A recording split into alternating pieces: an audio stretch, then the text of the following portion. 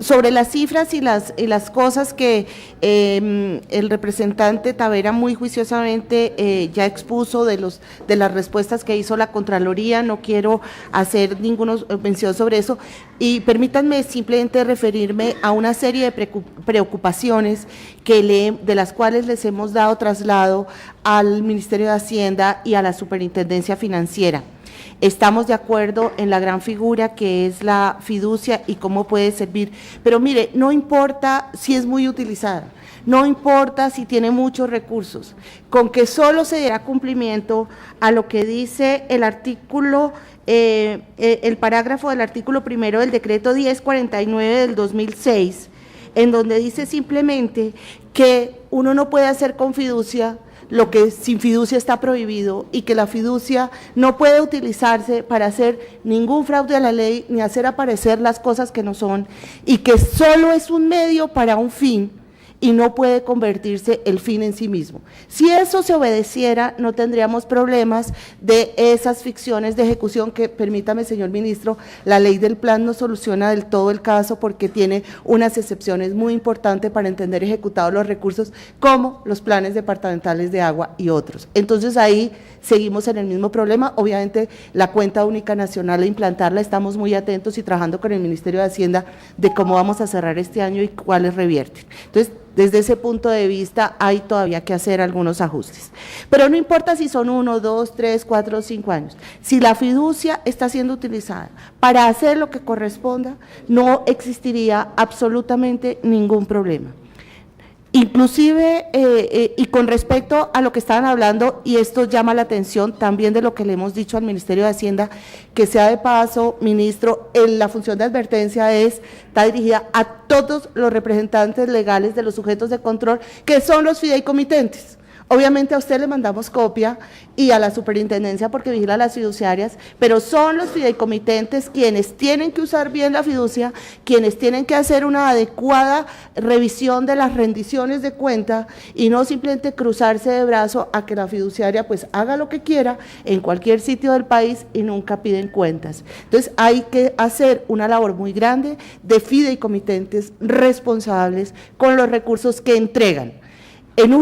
Y adicionalmente hablaba el señor representante Marín sobre el tema de los bonos y todas estas figuras que a través del mecanismo fiduciario se utilizan. Y ahí también llamamos la atención, no solamente de los bonos agua, no solamente de los PDA, no solamente de las titularizaciones, sino aquellas que se han hecho donde tenemos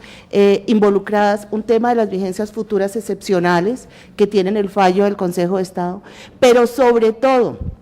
donde bajo la apariencia de que hay un originador privado, y el Ministerio de Hacienda ha repetido unos conceptos que está en mora de revisar y de levantar, donde lo que importa no es quién es el que aparece siendo el fideicomitente, sino de quién es el riesgo. Y si el riesgo es público, pues entonces esos recursos serán públicos, tendrán que tener todo el zoom y toda la vigilancia del recurso público, y por eso suena como absurdo que la ANI diga que es que no hace fiducias. Pues sí, no hace fiducia, pero va a pagar cualquier riesgo que aparezca en el escenario, igual con las titularizaciones y de los bonos de agua. ¿Quién termina pagando? Pues el dueño del SGP, sea la nación que lo gira o el ente territorial. No importa que sean unos privados, unos estructuradores, quien hayan actuado momentáneamente como originadores. Adicionalmente, con el FOMPET, también nosotros lanzamos una carta, no una función de advertencia, pero nos hemos dirigido porque evidentemente al FOMPET se le permite tener inversiones en renta variable, en acciones. Este mercado es un mercado poco profundo aún.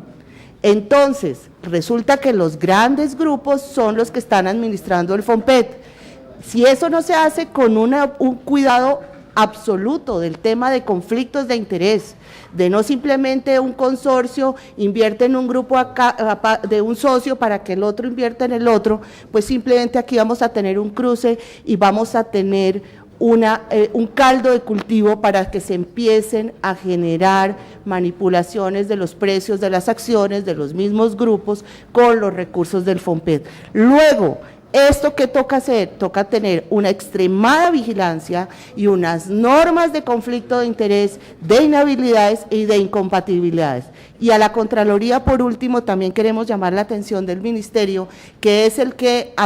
tiene, y a raíz de la Ley 1328,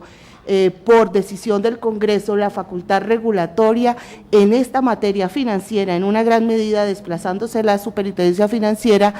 acabaron de reducir el margen de solvencia para administrar esta clase de recursos dedicados a la seguridad social, sin que en contrapartida hubiera unos estándares bastante fuertes de riesgo operativo que sean los que piden capital a las entidades administradoras. En ese orden de ideas también manifestamos ante el seno de esta Comisión Legal de Cuentas nuestra preocupación por esa serie de medidas que pueden en un momento dado empezar a quitar respaldo a los recursos públicos.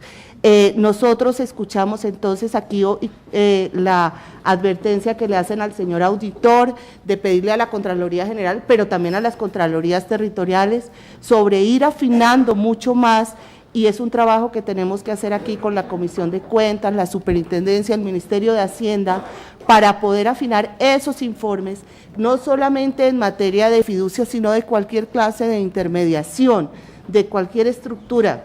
financiera o contractual, como es el caso de FONADE, GENSA, etcétera, a través de los cuales se administran recursos públicos para hacer la adecuada vigilancia de los mismos. Muchas gracias, señor presidente. Tiene uso de la palabra el ministro unos minutos porque tiene que ausentarse y continuaremos con